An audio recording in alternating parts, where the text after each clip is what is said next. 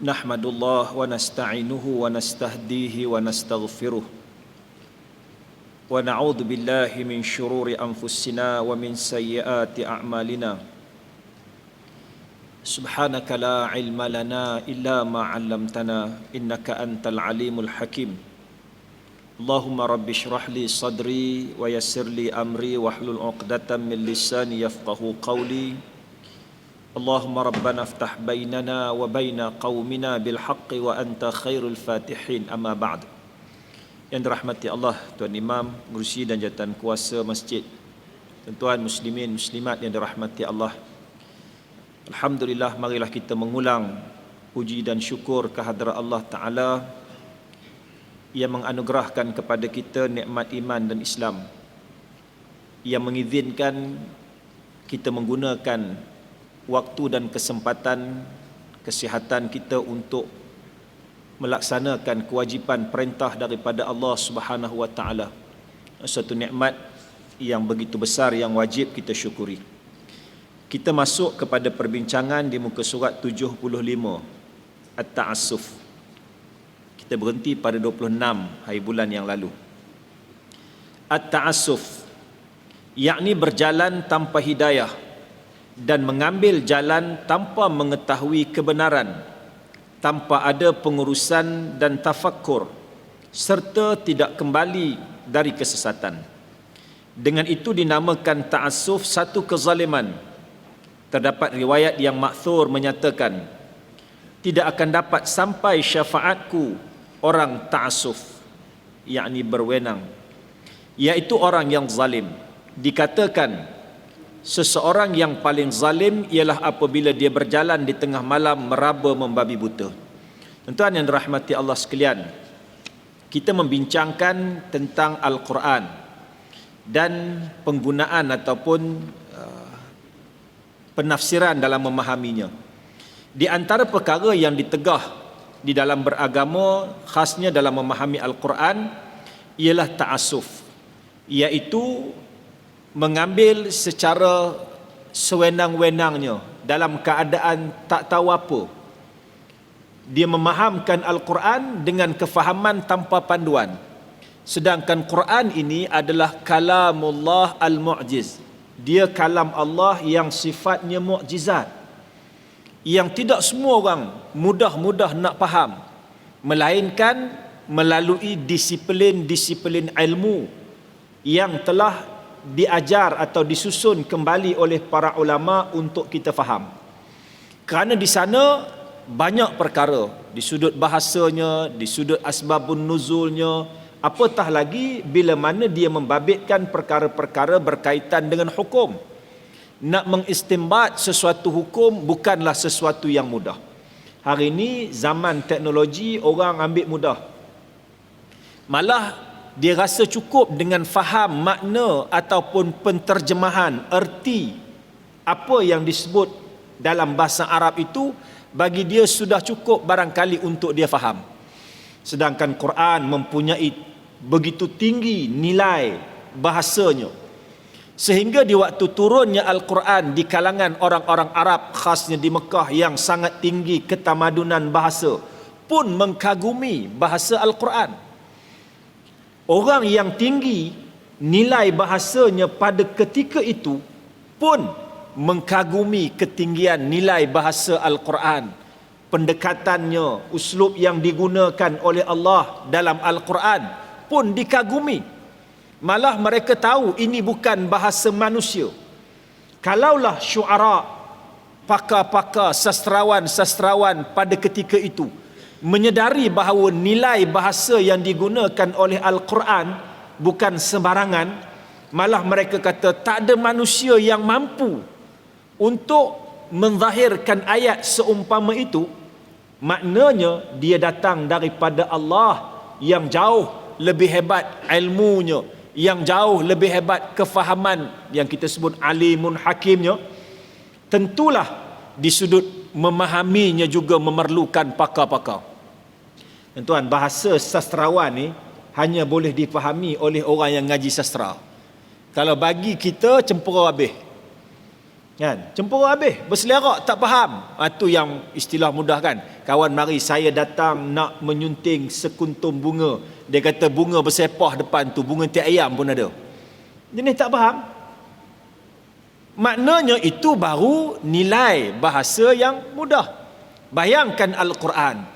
Jadi bila mana manusia dia cuba nak fahami Al-Quran dengan pemahaman yang cukup secara literal begitu, tengok terjemah faham begitu, maka dia akan menyebabkan kesesatan. Banyak contoh-contoh. Malah penggunaan-penggunaan diterjemahkan mengikut kefahaman yang dia nak. Sebagai contoh paling mudahlah, bila Allah Ta'ala sebut ma kana Muhammadun aba ahadim min rijalikum walakin Rasulullah wa khataman nabiyyin.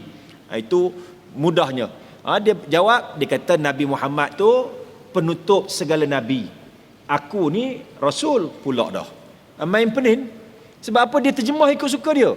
Quran sebut Muhammad itu tidak lain maka Muhammad aba hadim rijalikum walakin Rasulullah, tetapi dia itu pesuruh Allah, wa khataman nabiyyin. Dia kata penutup nabi ya.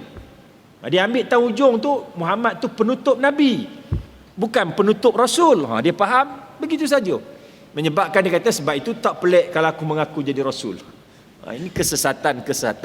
Nak sebutkan terlalu banyak contoh-contoh manusia yang menterjemahkan Al-Quran mengikut kefahaman yang disebut di sini membabi buta. Udahlah babi, buta pula. Babi ni sifat dia menyondol. Tuan-tuan bayangkan jenis menyondol yang buta. Dalam pada dia tak buta pun dia menyondol. Kalau dia buta, dah, tuan-tuan tak payahlah bayang rupa babi sungguh. Jadi pening pula. Nak sebutkan kepada kita begitu dahsyat sampai lahir suatu istilah dalam bahasa kita, membabi buta. Maknanya teruklah, dia kira sondoi je, dan tentulah dia akan merosakkan. Yang kedua disebut takalluf, iaitu campur tangan pada perkara yang tidak berkaitan, perkara yang sukar dan tidak termampu, serta menggagahi perkara yang rumit.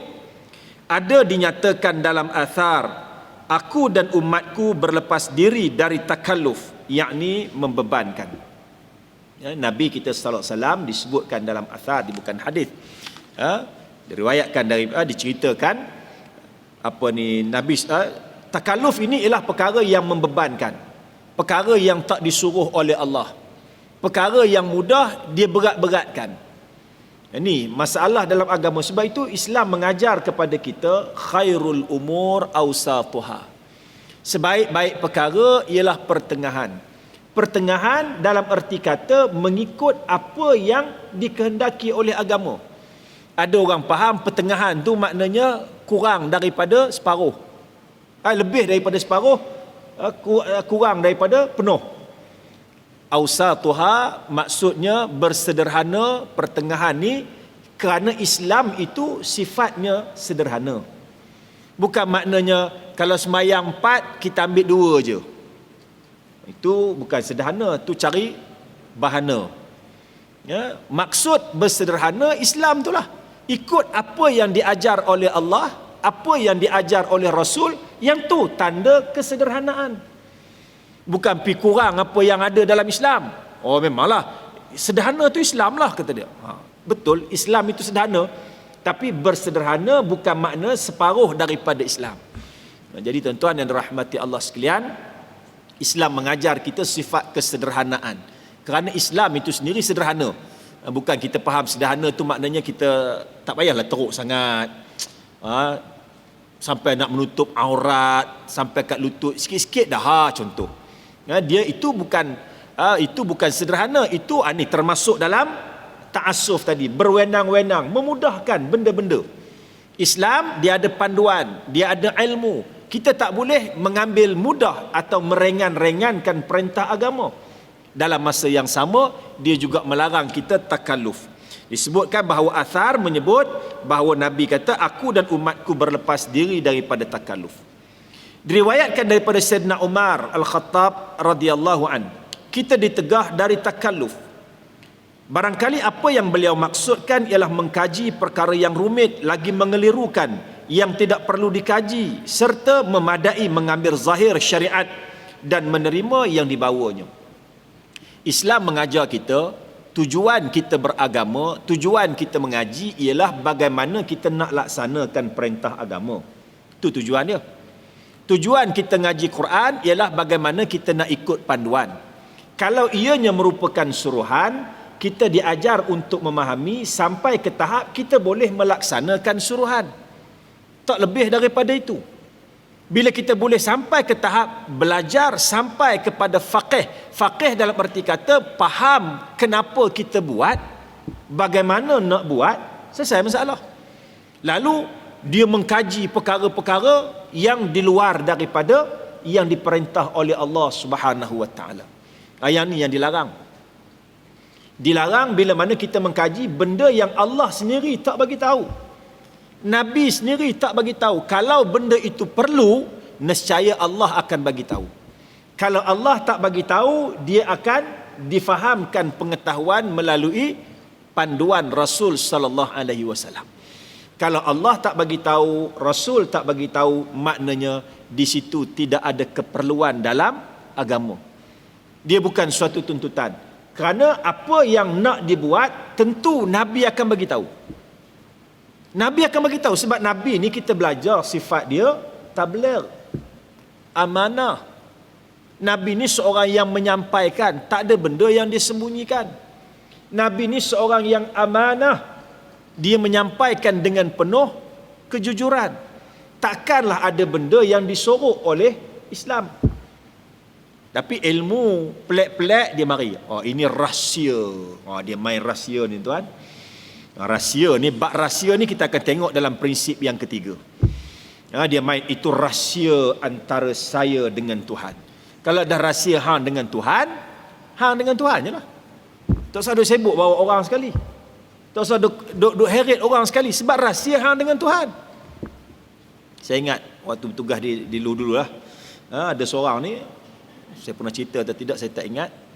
Bila mana adalah Tok Guru dari Semenanjung nak kuliah maghrib hari itu, belum Tok Guru ni kuliah, pengurusi masjid, kira orang hebat lah yang berpengaruh, dia lah tuan masjid tu, keluarga dia yang bina masjid, belum lagi bangun, dia tanya, Ustaz tahu Quran berapa juzuk?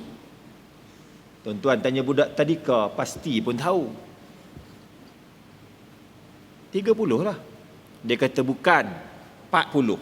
Sudah 30 Tuhan bagi kita, 9 lagi Nabi simpan, 1 lagi ada pada Tuhan. Sudah. Penin. Ini kefahaman apa pun kita tak tahu. Ini benda-benda kerana apa? Dia memahami perkara-perkara yang pelik. Dia cuba mengkaji benda yang tak dibagi tahu. Ada pun perkara yang tidak dinyatakan oleh Al-Quran, penafsirannya oleh Nabi sallallahu alaihi wasallam, atau dibincangkan oleh para ulama. Sebahagiannya diambil daripada kitab-kitab lama, dibawa daripada perkara cerita-cerita Israiliyat. Yang itu nak percaya tak apa, tak percaya tak apa. Quran menceritakan tentang Ashabul Kahfi. Quran cerita Ashabul Kahfi. Bilangannya dia sebut. Wa yaquluna rabi'a apa? Thalathun. Ada yang kata 3. Yang keempatnya anjing. Ada yang kata khamisatun 5. Yang keenamnya anjing. Tak. Yang kata 6. Yang ketujuhnya anjing. Allah Ta'ala sebut rajman bil ghaib. Semua itu meneka-neka perkara gaib. Yang sampai kepada kita, nama-nama itu diriwayatkan. Tidak disebut oleh Quran. Bila sampai kepada kita, ada nama dia dalam terjemahan tafsir-tafsir disebutkan Nainunis, Saribunis dan sebagainya. Tapi peliknya, nama-nama itu keluar pula. Saya pernah jumpa satu poster, dia kata hadis. Barang siapa yang menyimpan nama-nama ini dalam kereta, maka keretanya tidak kemalangan. Dalam rumahnya tidak terbakar. Hebat daripada Quran rupanya. Tapi orang percaya. Sedangkan benda ni kalau fikir logik akal pun tak masuk akal. Quran pun simpan dalam rumah boleh terbakar. Pelik apa? Tapi bila simpan nama ni, sedangkan nama itu satu yang Tidak jelas. Saya nak sebutkan melampau. Bila datang benda-benda yang tak disebut oleh Quran, Quran tak suruh pun. Jangan sampai benda-benda yang tak disebut oleh Quran sebegitu lalu menjadi topik perbincangan, perbahasan, pertengkaran, pergaduhan di antara umat. Ini membebankan. Berkaitan dengan perkara pertama ini ia adalah pandangan setengah mufassir selain dari Ahlussunnah wal Jamaah ketika mereka menjelaskan makna ayat Quran, kadzabu bi ayatina kulliha, mereka mendustakan ayat-ayat kami keseluruhannya. Kononnya ia bermakna mendustakan Sayyidina Ali, kerana Sayyidina Ali di sisi mereka ialah kesemua ayat-ayat tersebut. Ini pandangan Syiah. Penafsiran Syiah, kerana Syiah memuja Sayyidina Ali. Permulaan sejarah kelahiran Syiah dengan Alawiyin, orang yang cenderung kepada Sayyidina Ali, cenderung kepada Ahlul Bait. Tetapi bila melampau ataupun menafsirkan tanpa ilmu kerana ketaksuban yang tinggi, lalu dia cuba melihat Quran, dia menafsirkan ikut kehendak dia. Ini ta'assuf. Apa dia kata? Dia kata ayatina, ayat tanda-tanda kami itu ada pada Sayyidina Ali. Maka Sayyidina Ali itulah yang dimaksudkan oleh Allah Ta'ala dalam ayat Al-Qamar ini. Kadzabu bi ayatina, maknanya mendustakan Sayyidina Ali. Maknanya menolak Sayyidina Ali adalah terkeluar daripada panduan Quran. Itu terjemahan yang ini kata menyondoi ni. Yang kedua, walaqad jaa ala fir'aun, dia kata kononnya bermakna mendustakan Sayyidina Ali kerana Sayyidina Ali di sisi mereka adalah semua ayat tersebut. Ingatlah wahai saudara, dia kata ayat sebelum cerita tentang kadzabu bi ayatina kulliha, sebelum cerita ayat kadzabu bi ayatina kulliha ni, dia cerita tentang Fir'aun. Ayat disebut dalam surah Al-Qamar ayat 41, walaqad jaa ala fir'aunan nuzur. Cerita ni cerita tentang Fir'aun, dan demi sesungguhnya Fir'aun dan kaumnya telah mendatangi Rasul yang memberi peringatan, dan mereka mendustakan ayat-ayat kami keseluruhannya. Bila pula Fir'aun jumpa Sayyidina Ali? Bila pula Sayyidina Ali ada zaman Fir'aun? Ini yang kata menafsirkan, menyondol, membabi buta. Di manakah Sayyidina Ali ketika Nabi Musa diutuskan kepada bangsa Qibti di Mesir? Nabi Musa, Allah Ta'ala utus kepada orang Mesir, Fir'aun pada ketika itu, keturunan Qibti. Dan akhirnya berlaku pertembungan bila mana Nabi Musa AS yang dipelihara di istana Fir'aun, dia tengok ada orang muda minta tolong. Orang muda ni Bani Israel minta tolong dia bergaduh dengan orang pemuda Qibti. Dia pun tampar pemuda Qibti itu mati. Penyudahnya itu cerita panjangnya. Kemudian berlakulah kisah yang panjang itulah. Manakala perkara kedua adalah berkaitan dengan setengah ulama. Ulama tu pun dia buat koma tu di atasnya, berkaitan dengan firman Allah, wa yu'tunaz zakata wa hum raki'un, dan menunaikan zakat sedang mereka rukuk, yakni tunduk menjunjung perintah Allah Ta'ala. Ulama dalam istilah tu, bukan ulama betul. Kalau yang ada buku tu dia buat koma atas tu, maknanya ada orang mengatakan ulama. Itu sebenarnya golongan yang mengatakan ulama-ulama mereka. Itu yang dibuat koma di atas tu. Macam kita kata, iyalah macam bapak kata, pergilah main hujan tu. Main tu bukan suruh main. Main tu sebenarnya main tu perli je. Lebih kurang begitu. Mereka menafsirkannya bahawa Sayyidina Ali menggerak-gerakkan jari agar ia boleh menanggalkan cincinnya dan memberikannya kepada orang fakir ketika beliau miskin. Cerita ni ada. Ceritanya ada.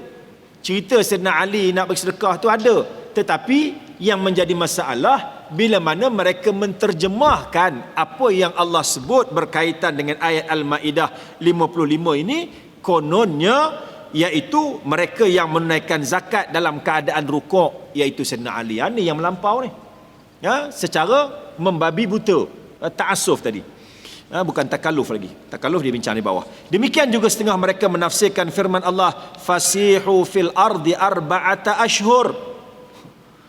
Oleh itu hendaklah kamu, hai kaum musyrik, bergerak di muka bumi dengan bebas selama 4 bulan.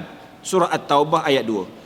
Mereka menafsirkan agar keluar dengan bilangan hari tersebut pada setiap tahun, sedangkan ayat sebelumnya menerangkan permusuhan Rasulullah sallallahu alaihi wasallam terhadap kaum musyrikin yang mencabul perjanjian. Ayat tersebut mengancam mereka dengan dalil ayat selepasnya, wa'lamu annakum ghairu mu'jizillah wa annallaha mukhzil kafirin. Dan ketahuilah bahawa kamu tidak terlepas dari azab Allah, dan ingatlah sesungguhnya Allah akan menghina orang-orang kafir dengan bala bencana di dunia dan azab seksa di akhirat. Jadi tafsirannya bukan suruh kita ni keluar. Dia kata sini ditafsirkan Allah Ta'ala suruh keluar arba'ata ashhur, keluar 4 bulan. Islam tak larang kita nak keluar berapa bulan, kita nak pergi musafir sebulan, 2 bulan, 3 bulan, 4 bulan, 5 bulan, Islam tak larang. Tetapi jangan menjadikan ayat yang lain tujuannya digunakan dengan tujuan yang lain. Malah tak betul sangat. Kenapa? Ayat ini membabitkan ayat yang berikutnya, iaitu menerangkan tentang orang musyrikin. Kita nak buat ibadat ke, kita nak bermusafir ke, kita nak ke mana ke, berapa lama tu terpulang pada kita. Tidak ada larangan dalam agama. Malah kalau niatnya adalah niat untuk beragama, niat untuk dakwah, suatu yang digalakkan oleh Islam. Tetapi ayat ini bukan digunakan sebagai dalil. Kalau ayat ini digunakan sebagai dalil, yang ni yang dikatakan tadi ta'assuf, membuta tuli, membabi buta, menyalahi konsep dan tujuan ayat suci Al-Quran. Maka selepas ini, bolehkah kita hendak memberat-beratkan dan berwenang-wenang dalam menafsirkan Quran? Ini semua menegaskan bahawa bahasa Arab adalah asas untuk memahami Al-Quran. Seperti mana diriwayatkan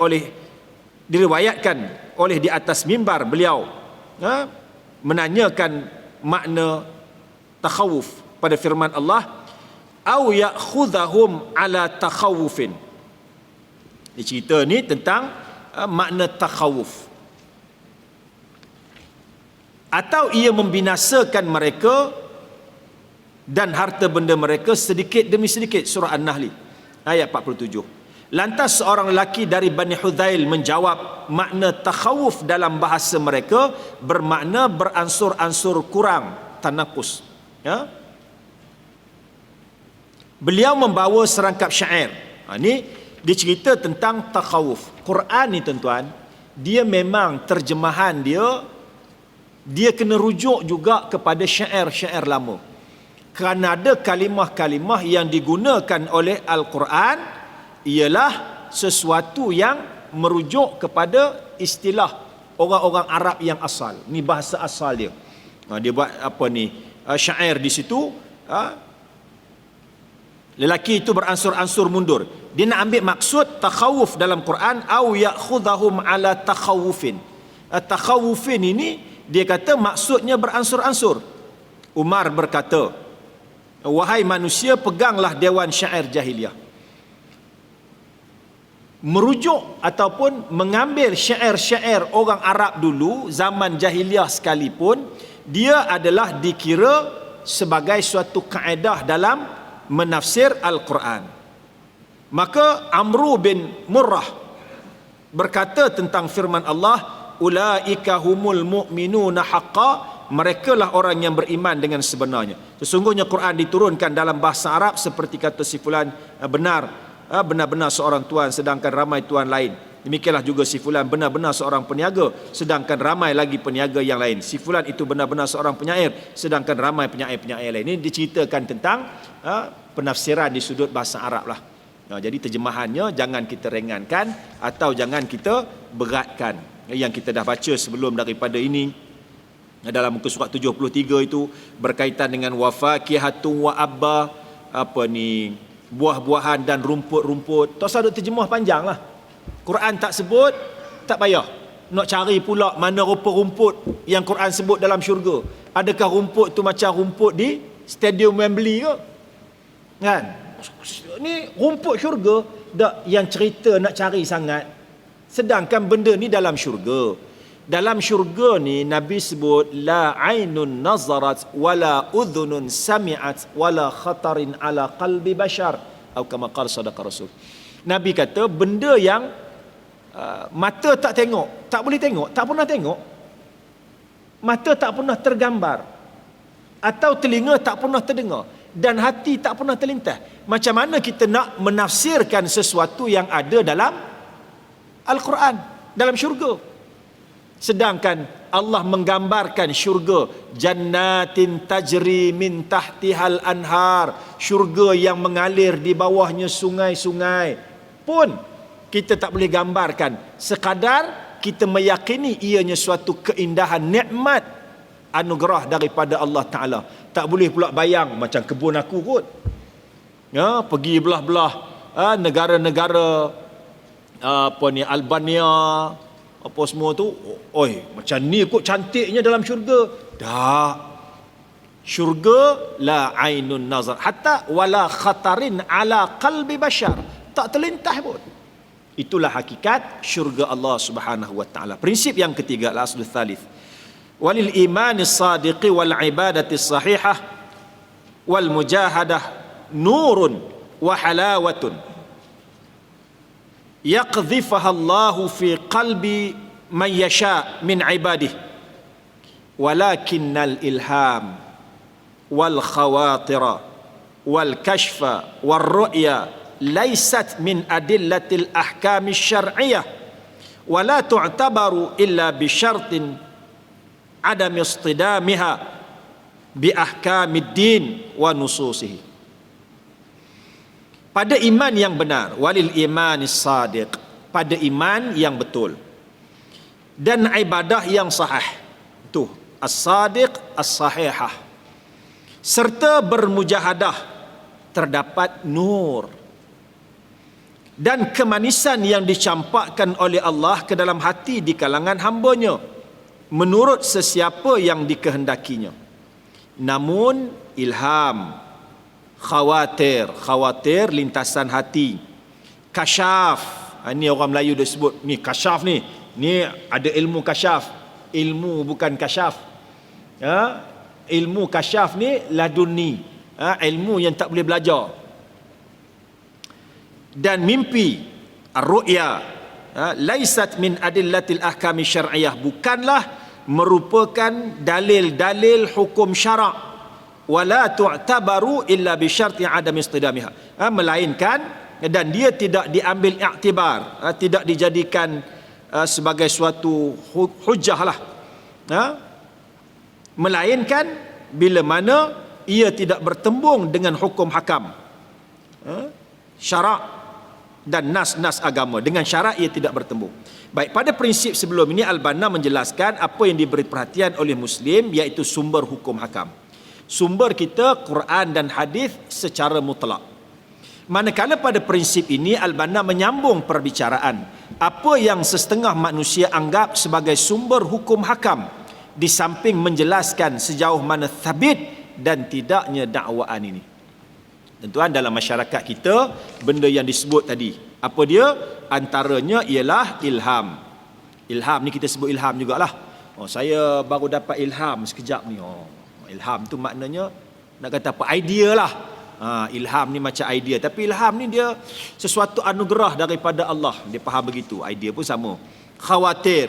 Khawatir ni orang Melayu dia sebut aku khawatir. Khawatir ni apa? Khawatir ni makna duk-dak. Lintah-lintah. Dia kata tak, aku bimbang lah. Kita sebut khawatir ni bimbang. Khawatir ni benda yang melintah. Kita rasa okey, tapi ada melintah, macam tak okey. Tu khawatir tu. Wal kasyaf. Kasyaf ni kita pun tahulah, kita istilahkan kasyaf ini menembusi alam nyata, mimpi. Ni benda-benda yang menjadi perbincangan. Baik, sebelum tu dia bincang tentang wal imanis sadiqi wal ibadati sahihah, berkaitan dengan iman dan ibadah serta mujahadah. Al-Banna menegaskan iman yang benar lagi suci, ibadah yang sahih yang jauh dari segala bid'ah, bermujahadah secara berterusan dan jauh dari sifat melampau, memberi kesan yang baik kepada pelakunya. Akidah betul, ibadat serta mujahadah dalam ibadah dan iman, dia ada impact, ada kesan. kepada pelaku. Yang ni yang disebut nur. Dia akan dapat sesuatu yang diistilahkan dengan nur. Ni Al-Banna nak tekan, akidah kena betul. Akidah merapu tak ada nur. Ataupun ibadah yang betul, maknanya ibadat yang dibuat secara ilmu, bukan main redah, bukan main ikut secara membuta tuli, dan dilakukan secara mujahadah, bersungguh-sungguh. Maka semua ini dia akan memberi kesan kepada seorang manusia. Sebab apa? Dia mendapat kemuliaan daripada Allah Subhanahu wa taala. Apatah ditambah dengan ibadah sunat. Ibadah sunat dia tambah untuk menyempurnakan. Kerana dalam hadis yang lain Nabi kita sallallahu alaihi wasallam menyebut tentang hadis kursi lah. Hadis kursi Allah Taala menyebut mereka yang dikenali sebagai aulia Allah. Siapa dia? Iaitu mereka yang menambah ataupun mendekatkan diri kepada Allah, yuqarribuna ila mendekatkan diri kepada Allah dengan ibadat-ibadat sunat. Ini golongan yang dapat keistimewaan. Allah mengurniakan kepada pelakunya nur untuk menerangi apa yang Allah terangi pada orang lain, dan dengannya Allah membezakan antara mutasyabihat dan pengaruh asing yang tidak bersangkut paut dengan agama. Dia ada panduan daripada Allah. Yang disebut, saya kata hadis tadi, hadis kursi yang Allah Ta'ala sebut, mereka yang mendekatkan Allah, mendekatkan diri kepada Allah Ta'ala dengan ibadah-ibadah bin nawafil. Mendekatkan diri kepada Allah dengan ibadat-ibadat sunat, akidahnya betul, dia buat ibadat dengan ibadat yang sahih, ilmunya tepat, dan dia buat secara mujahadah, maka dia akan dapat keistimewaan daripada Allah. Kerana golongan ini Allah Ta'ala sebut mereka ini golongan yang mendapat nur, disebut dengan golongan yang aulia Allah itu. Apabila mereka buat, hadis cerita tu dengan tangan, mereka pegang dengan tangan Allah, kan? Ada hadis yang kita dah baca itu. Maka mereka akan dapat membezakan ataupun memahami perkara-perkara mutasyabihat. Ada panduan langsung daripada Allah. Kerana hubungan yang dekat dengan Allah Subhanahu wa taala. Allah mencampakkan rasa kemanisan iman kepada sesiapa yang Allah kehendaki, serta merasai kebahagiaan dan kelazatan yang agung. Sebab itu tuan, nak buat ibadat ini dia kena paksa. Dia tak boleh ikut mood. Ikut mood tak jadi. Paksa ni lah yang kita panggil mujahadah. Dia kena paksa. Kalau tak paksa, dia tak jadi. Paksa sampai bila? Sampai kepada tahap Allah anugerahkan halawah, kemanisan. Bila dapat manis tu, dia tak jadi apa dah. Dia tak jadi apa dah. Bagi orang, contoh. Kalau agak keterlaluan saya minta maaf. Contoh. Orang makan tongkat ali dia rasa badan segar. Jangan kelain. Badan segar. Tongkat ali ni bagi badan segar sebab dia mengalirkan darah. Tak, dia melancarkan perjalanan darah. Jadi mula makan tongkat ali tu pahitnya, Allah je yang tahu. Allah. Jangan hak beli produk tongkat ali tu. Ni tongkat ali betul. Hak cabut ni makan letak dekat lidah je, masya-Allah pahitnya bertahan. Tapi bagi orang yang dia tahu dah rasa ni, aku lepas minum tongkat ali badan ni rasa sedap, berpeluh. Kalau main bola tu, macam dapat dadah. Dapat steroid contohnya lah. Jadi walaupun pahit dia makan, dia dapat dah rasa kemanisan hasil tu. Jadi pahit tadi hilang disebabkan nikmat hasil yang dia dapat. Demikianlah ibadah bagi orang-orang yang bermujahadah, yang Allah bagi halawah. Bila dia buat ibadah, tuan, macam manalah sahabat-sahabat, dia boleh menumpu baca Quran, boleh khatam Quran 2-3 hari. Kita nak perhabis 20 muka surat sehari pun jenuh. Itu pun nasib baik PKP. Tak ke mana, nak keluar tak boleh. Nak meraya kena kacau. Duk kedai kopi tak boleh ramai-ramai. Jadi ngadap jugalah Quran. Alhamdulillah bolehlah perhabis kot 20 muka surat. Tapi hari biasa payah. Macam manalah ulama-ulama sahabat dulu khasnya boleh khatam sehari. Pelik. Tu kata nak sampai halawah tadi.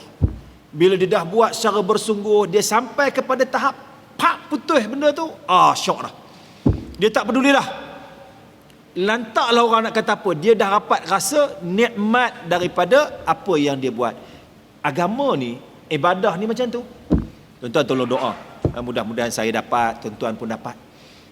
Hasil daripada usaha mujahadah kita. Allah cepat permudahkan buka. Takut tak bertahan. Yang kadang kita buat lambat Allah Ta'ala buka dapat. Mudah-mudahan Allah permudahkan kita buat ibadah tu cepat dapat halawah ni.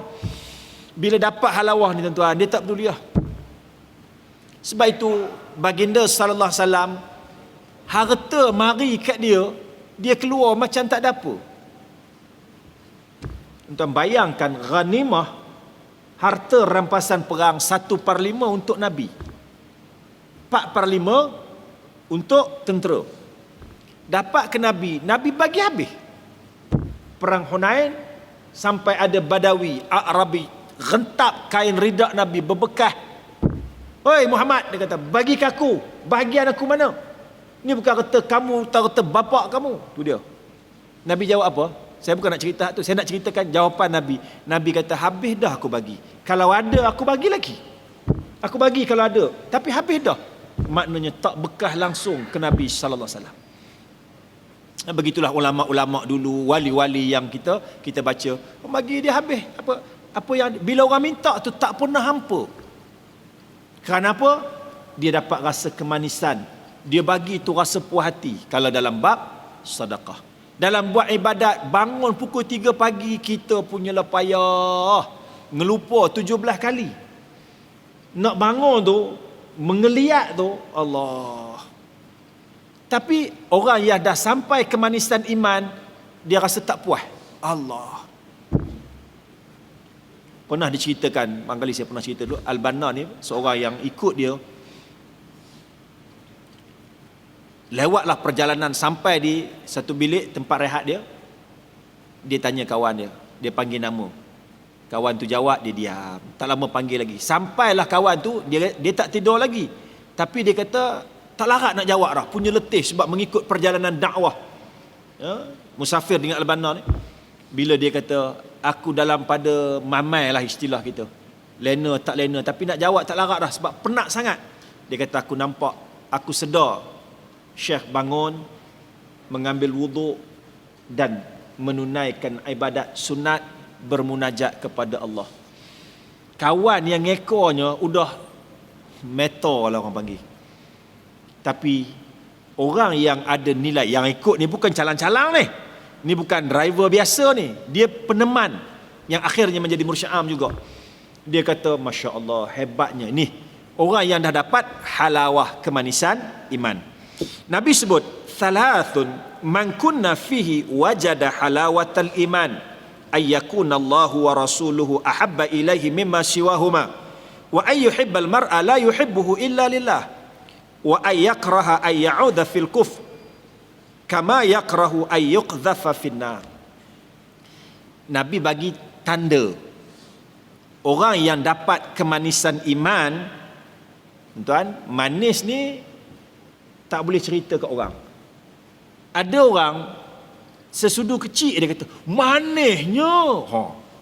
Kita 3 sudu, tawanya tawa lagi. Ni jenis apa? Makan gula ke pepak gula ni? 3 sudu dah saya bubuh. Buh lagi. Kita pun tengok. Kan? Kaki ada kaki. Tanyalah tu. Kaki ada kaki. Ada luka tak? Tu geram lah tu. Tuan-tuan, ada orang, oi manis dah ni, sikit je bergula, manis. Tu kata kemanisan ni tak boleh terjemah. Dia hanya dapat dirasai.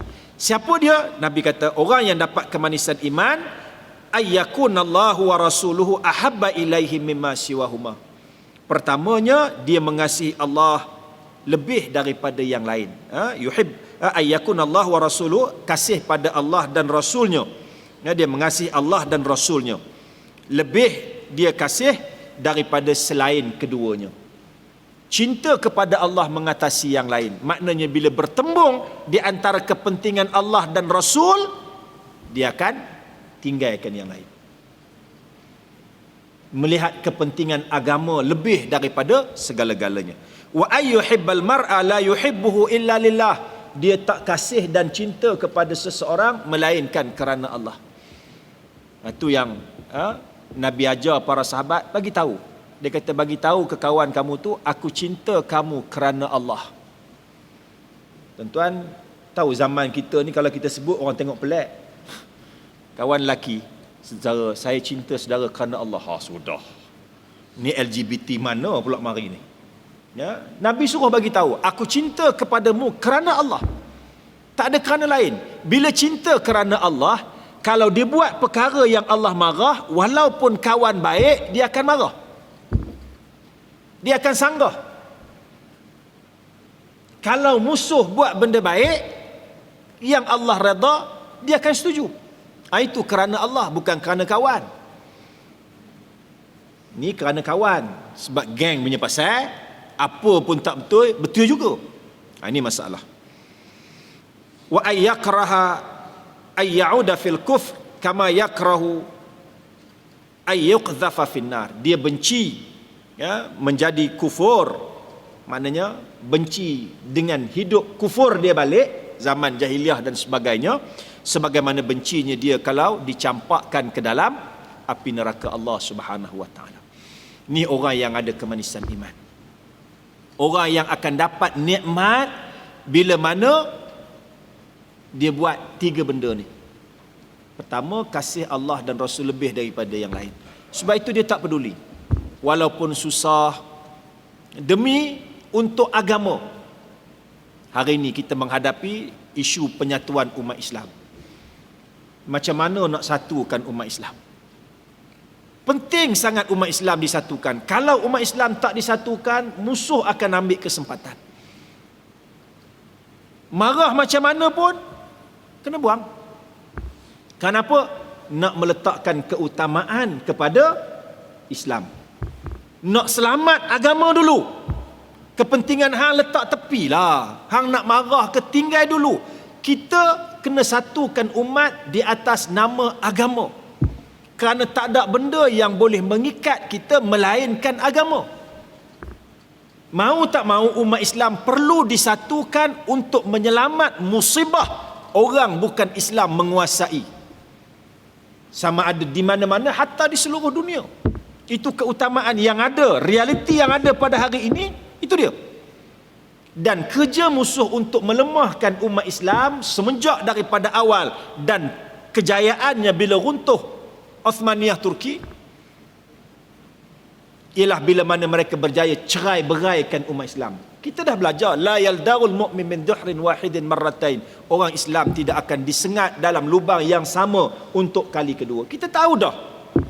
Dan kita tahu bila kita dapat bersatu, maka musuh yang menentang Islam, orang bukan Islam, tak boleh berkuasa. Itu pengajaran yang kita dapat. Maka kena cari jalan lah kok mana pun. Kalau ikut marah, tuan-tuan, masing-masing ada marah. Kalau nak ikut dendam, masing-masing ada dendam. Aku tak puas hati kamu lama dah. Lama aku geram kamu. Lama aku dah kena dengan kamu. Sekarang ni kalau ikut kira masa aku nak balas dendam dengan kamu. Tapi tidak. Demi kepentingan agama. Demi untuk menyelamatkan Islam dan umat Islam. Letak Allah dan Rasul lebih daripada segala-galanya. Itu sepatutnya yang berlaku. Marah simpan dulu. Kerana Islam sesama Islam boleh selesai. Ada tak puas hati, kita selesai cara adik-beradik. Hak tu kemudian. Perkara pertama, selesaikan soal Islam. Ni yang berlaku dalam sejarah kegemilangan Islam. Ketika mana Yusuf Tashfin, seorang raja,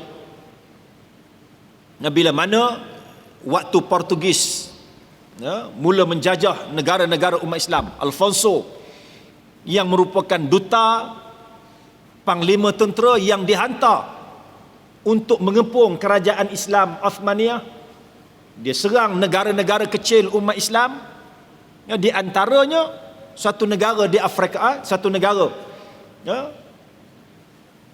Jadi raja-raja ataupun pemerintah negara ni bincang macam mana kita nak menghadapi serangan Alfonso. Tiba-tiba seorang yang bernama Ibnu Abbas, di antara pembesar-pembesar tu, dia kata kita kena minta bantuan daripada Sultan Yusuf Tashfin. Ya, kalau tak silap kerajaan Murabitun, ya, di belah Afrika. Ya, tiba-tiba dalam ramai-ramai tu dia kata, kalau kita minta bantuan dia, besok dia pula menguasai kita. Ni nampak ni perangai ni. Kalau kita minta bantuan dia, besok dia menguasai kita. Kita jadi kecil. Dia merintah ikut suka dia. Apa jawapan daripada Ibnu Abbas? Kasar. Dia kata, saya lebih rela menjadi gembala unta kepada Sultan Yusuf Tashfin daripada menjadi gembala babi kepada Raja Alfonso. Faham? Bukan marah, geram. Umat Islam kena faham keadaan ini. Tuan-tuan yang dirahmati Allah sekalian. Jadi Nabi sebut tentang hadis kemanisan iman. Ya, jadi 3 benda kita kena letak Allah dan Rasul lebih utama. Nak selamatkan agama lebih utama. Nak selamatkan umat lebih utama daripada segala-gala yang lain daripadanya. InsyaAllah ini akan membantu kita. Dan bila kita letakkan ianya sebagai keutamaan, maka Allah Subhanahu wa taala akan menganugerahkan pertolongan, insya-Allah. Memang kalau kita fikir pada geram kita, kita fikir pada tak puas hati kita, tak selesai.